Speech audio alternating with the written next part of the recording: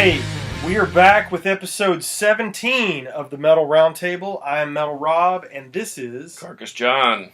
It's kind of a getting the band back together sort of thing. We've been feels busy, like man. feels like it's been a while, and Yeah. here we are again. We have been busy, and schedules have conflicted, so we've been out of pocket for a while. We were able to bring you some really cool interviews. I'm still not over being able to watch these dudes from the stage. That was so great of them to let us hang out on the bus. And Unearth has a new record dropping next month. They do, Extinctions. It's getting a lot of traction. It's pretty awesome. It's kind of a hearkening back to the old original sound, a little more thrashy, a little less techy, hardcore, whatever. But I've heard some tracks. It's excellent. They're headed out on the road and going to support the record. And that leads me to a shout out. Sorry to cut you off. I don't want, but this shirt rode around on almost the entire tour. Yes, it did. Yeah, it did. I left that day and left my shirts on the bus, and your buddy Chris O'Toole, the bassist, very kindly, carried these all around the country and safely delivered them to you, who delivered them back to me. So Chris O'Toole, I appreciate you, brother. Thank you.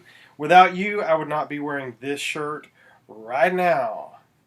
Right on. We had another interview recently, yeah, too. The Gene Hoglan thing. I'm still swimming about that thing. And in fact, I've kind of recreated my design, my focus on learning how to play drums again, and thanks to competition music in Fort Worth and a couple other places, I've put together a nice rack of equipment. And you gave me some killer monitor wedges so I could actually hear what I'm playing, and so it's kind of rekindled that fire. But I'm going to follow what Gene had to say. He had some very poignant things, including playing air drums, which I do frequently now, and it does seem to help your body learn that motion. So crazy what you get from the pros. But that guy's super pro, super nice guy, quality human being, and man, what a drummer. It was really cool for him to spend that kind of time with us. You know, when you usually interface with somebody at a meet and greet, that same day I went and did the Anthrax meet and greet. And you're there with them for a couple of minutes, and they were nice enough. But man, that dude spent an hour just hanging out, talking with us, and he would have talked more. So thank you, Gene.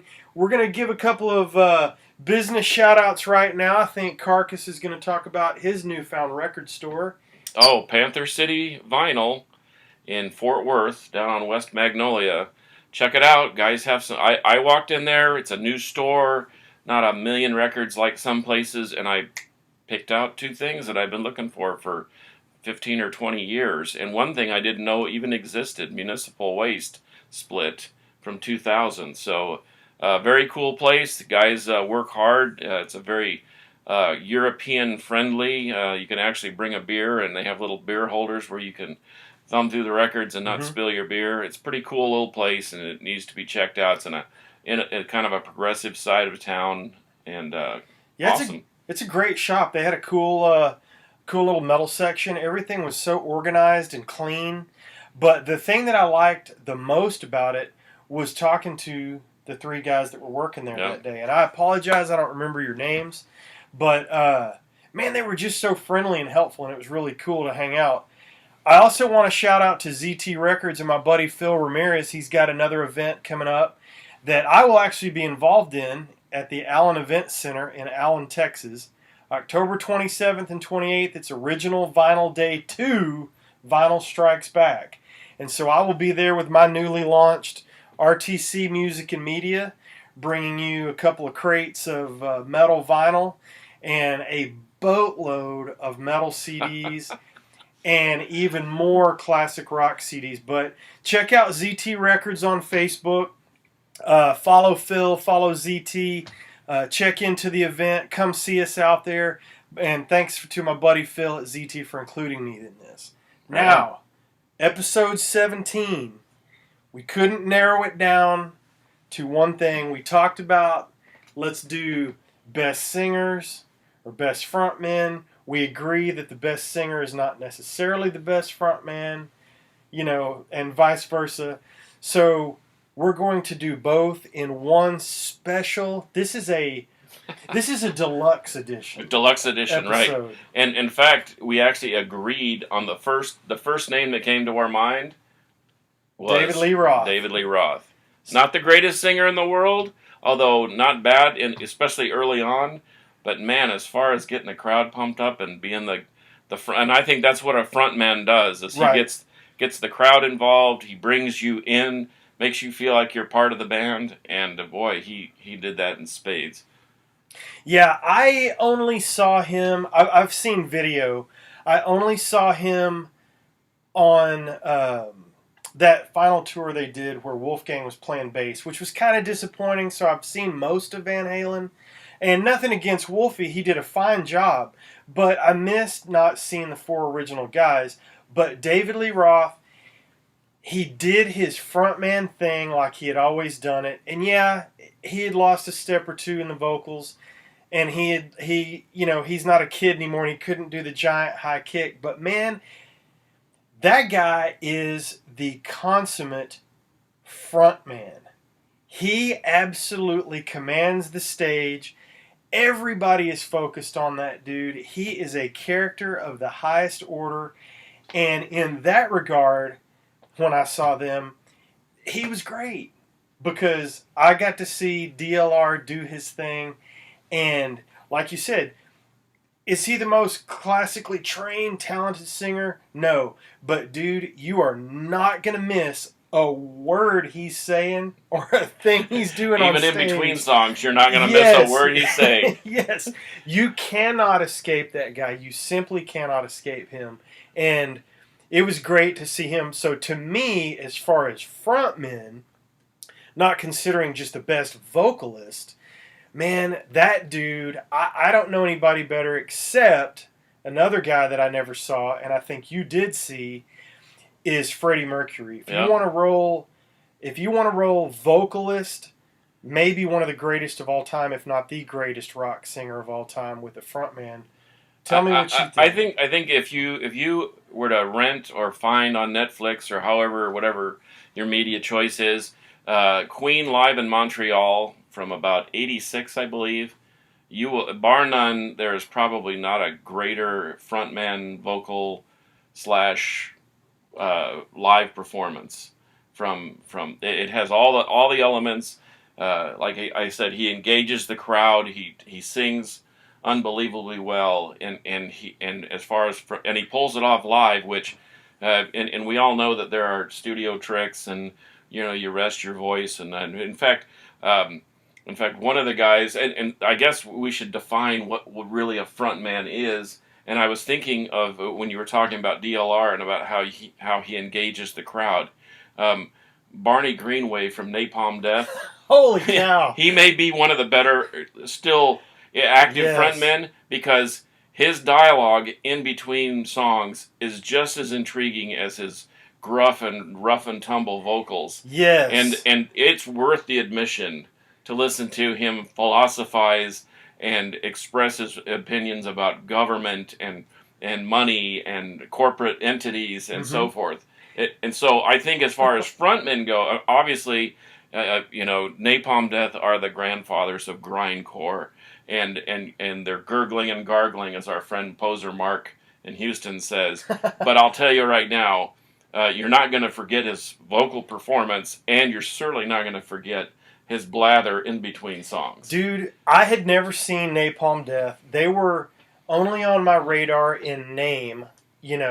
I'd probably heard some stuff along the way, but when we went and saw that Testament and Anthrax show, and those guys were on the bill, man, if I'd had any hair, it would have been blowing back behind me. I mean, they were amazing, and Barney just crushed, man. He was so good in his funny stage antics. I was as entertained by Barney Greenway as any singer I've ever seen in my life. And of course, you go from that extreme with the gurgling and gargling, as Mark says, over to classic metal that's been around forever. You cannot deny Rob Halford. Bruce Dickinson. You know, let's Right. talk about them for a minute. I've seen Bruce. I never saw them back in the day. You probably saw him back in the day I when he was literally just an air raid I, siren of a I saw singer. both of them back in the day, and the funny thing is when Priest was kind of a new thing, we all thought that Rob Halford was Judas Priest. We thought the band was named after him, and so when someone would say Rob Halford, we'd say, "Huh? Is he in the band?" But because we thought his name was Judas Priest. But anyway, that's a That's funny funny. segue to that. But certainly. And as those guys age, and we know some aging singers, Sure. James Rivera and some of the and the like, that they've had to kind of alter or relearn how to sing so they could still hit those highs and still sing with a command and a force that we're used to. But how? James can still do it too. Yeah, and he can. But Halford always had something. He had a kind of a vocal eloquence that you don't often see, where he could hit high and he could hit the baritone, the lows, and it was always engaging, and it was always another instrument in the band. It wasn't just words coming out of his mouth. Hmm. It was another instrument, like a guitar, or like in Deep Purple, where all five guys had their own individual voice or instrumentation, uh, namely Ian Gillan. Yeah. Oh man, don't even get me started on Ian Gillan. I hadn't even thought of him, but the thing that I think is the same about Bruce and Rob is they were an instrument in the band. It wasn't just, oh, go sing the lyrics that Steve wrote or whomever. You know, Rob was the front man for Priest. He was the leader to me. That's the way I saw it. He was the focal image of the group, and the motorcycle and the voice and the look that they just dominated with. Man, that was awesome. But that to me is the same as Bruce. Yeah, it's Steve's band. We all know that, and Steve writes the songs and writes the lyrics and all that kind of thing, or at least most of it. But man, without Bruce, in my opinion, it's hard to hear Iron Maiden. No disrespect to Paul Di'Anno, because that's what gave the band Or their even Blaze start. Bailey. Even Blaze Bailey, yeah. But man, Bruce is the singer of Iron Maiden. He's an integral part of the show, and he puts on a show while doing aerobics, basically, and doing all his stuff. And he still does it at his age, which blows me away. So, in my mind, he and Rob are just neck and neck for greatest metal singers of all time. Not to mention Ian Gillan, not metal, but hard rock. Ian Gillan, Jeff Tate. Gosh, we could go on and on. And let's go on for a minute about replacement singers. You were bringing up Ripper Owens. a minute ago. I don't think Priest really lost anything when Rob left and Ripper took over. I think what failed was the songwriting. But certainly Jugulator, that's probably the heaviest Priest album ever recorded, and I love it. All the songs are great. Demolition, One on One, and then everything else just sort of fell off the table. And I don't know that that was Ripper's fault, but I don't think they lost a step on the vocal side. We just had Accept in town. Mm-hmm. And Udo's no longer with them. Mark But Tornillo kills it. I think he's a very capable. He's I fantastic. guess that's the test of a good frontman, vocalist, whatever. Since we're putting the slash in between frontman, vocalist, is how does the band react? Because to me, I think it's not that it's easy, but it's easier to replace a drummer, i.e. Gene Hoglan. He could sit in and play for anybody and make them a better band. I don't care if it's Testament, Metallica, Slater, Death, whatever, and he sat in with all those guys. A guitarist, you can bring in a quality guitarist. Look at when KK left Priest.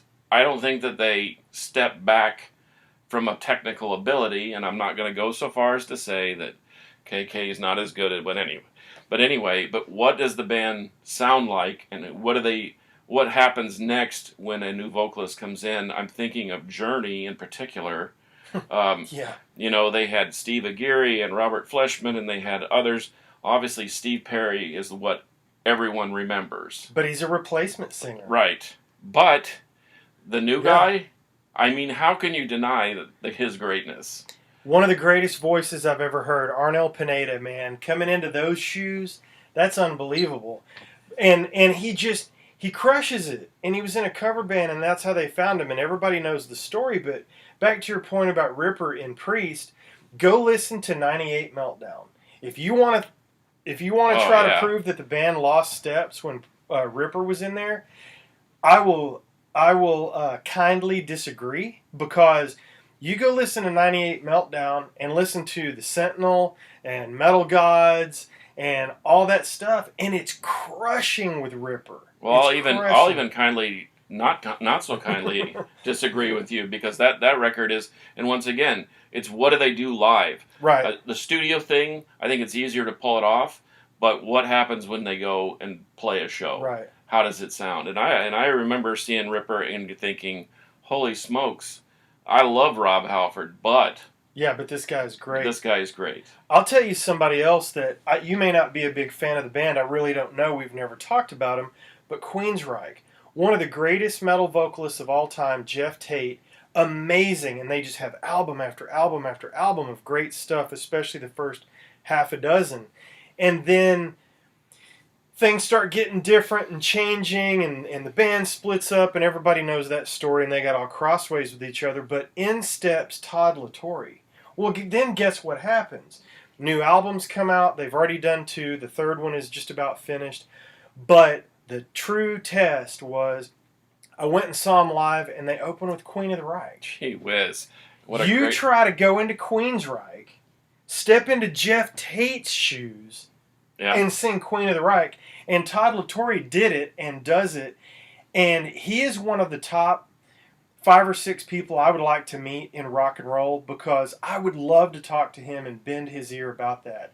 And I love the story he tells about they were on a bill with Tate's band. I don't know if it was Operation Mindcrime or just Jeff Tate or what. But anyway, and he's out there singing, and he knows that Jeff Tate is on the side of the stage watching. And Jeff Tate came up to him and says words to the effect of, what a great voice, what a great show, and all that kind of thing. And so the proof is in the pudding, kids. You've got a great point about what happens when the new singer comes in. And Todd LaTorre is a great frontman. He's a great vocalist. Barney Greenway, replacement singer. Great frontman. Just entertaining as all get out. But those are some of our favorite frontmen and vocalists. Gosh, we could go on all afternoon. We didn't even, speaking of Testament and whatever, we didn't talk about Exodus, which is another one of those bands. They've had a revolving door, Bailoff, Sousa, the angry guy, Rob Dukes, and then then back to Sousa. All good. And they didn't lose a step. Nope. And Rob Dukes is one of the most brutal, scary guys, singers I've ever seen, man. He was so brutal, but I'm glad they've got Steve back in the band, because to me that's the classic sound. But man, those albums with Rob Dukes are just violent and punishing, man. They're so good. And speaking of thrash, to watch Chuck Billy. Now Chuck Billy's a big dude. You're a big dude. Well, but we ran into him on the bus, and I'm even like, well. I mean, he's a big dude. But the thing that amazes me about Chuck Billy's voice, as we kind of talk more about thrash and heavier music vocalists, when he walks up and he hits the mic and he opens his mouth, it is just like biblical winds are unleashed. I mean, it is just gigantic. And to see him that day on the bus was really funny. I hate to keep going back to that, but hey guys, how's it going? And he was really nice to us. And then that night he comes out and he just lays waste to the That's reminiscent. audience. I went to Wacken in Germany in 2006, was hanging out with Arch Enemy, and that's when Angelo Gasal was still in the band. Mm-hmm. And this little petite, beautiful, model-esque fitness queen type person. Mm-hmm. I mean, she's tiny, and to hear her just belting out those ferocious vocal sounds was so weird because she was very quiet and very Yes. diminutive, very demure. Well, I was impressed um, with her replacement, Angela. I was watching. That is Arch Enemy, I think. With the blue hair? Yeah, yeah, The yeah, gal yeah, with the, yeah. yes. Yeah, yeah. I like her too. Yeah, I watched that on the Vakken feed this year, or this summer, or last summer. I can't remember, but I got intrigued because I didn't know anything about Arch Enemy. I didn't even realize that I think Jeff Loomis is in the band. Jeff I Loomis had is no now in I- the band. Had no idea, so I was going to watch the coverage, and they came out, and that little girl killed it, man. And I don't mean, I'm not diminishing her as, oh, that little girl. No, she's a small Yeah. female She's petite. person, and she crushed it, man. And so you want to talk about a front man, front woman, if you will. She Do we dare say front person? front person, yes. We don't want to offend anybody.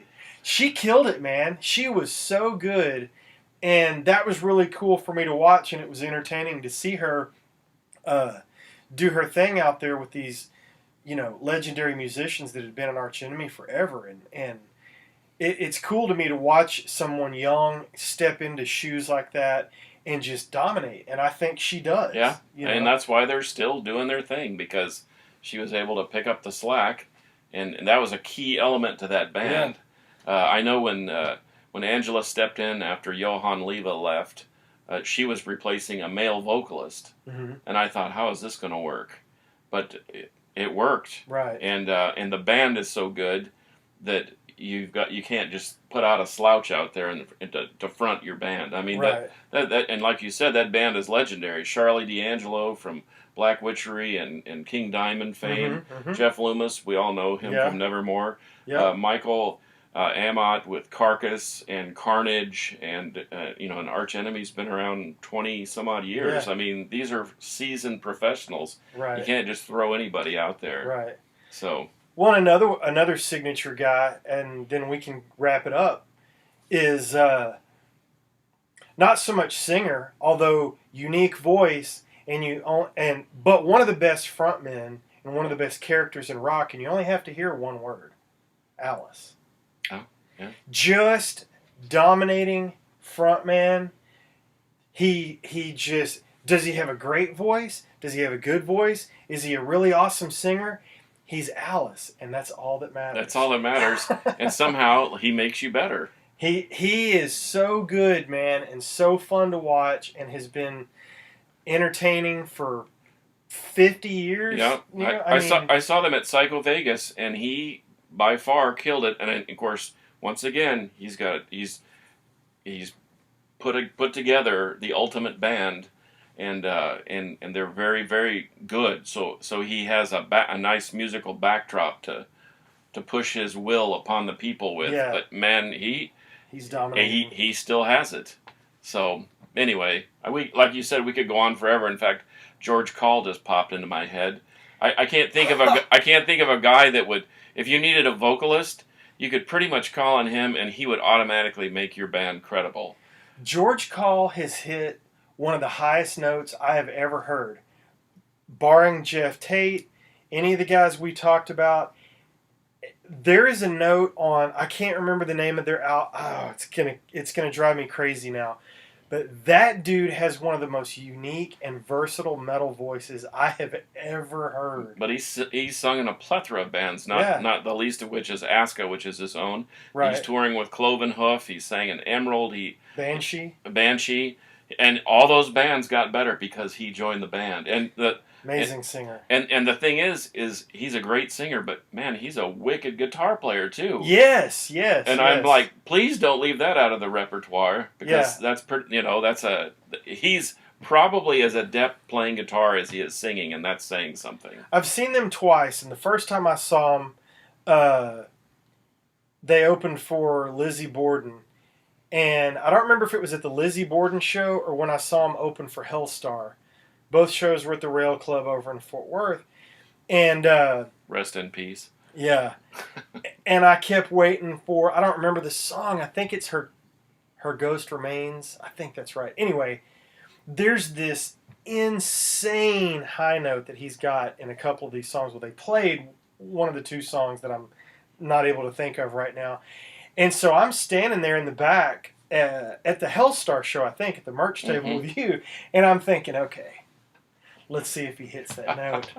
And he rolled right up there and he nailed that thing. And I just was like, okay, I've got no more questions. Yep. The guy just crushes it. So shout out to George Call. Hey, Giorgio. All right, kids. Well, as always, let us know who your favorite singers are. Let us know who the greatest frontmen in metal are. Let us know who the best singers are, the best vocalists.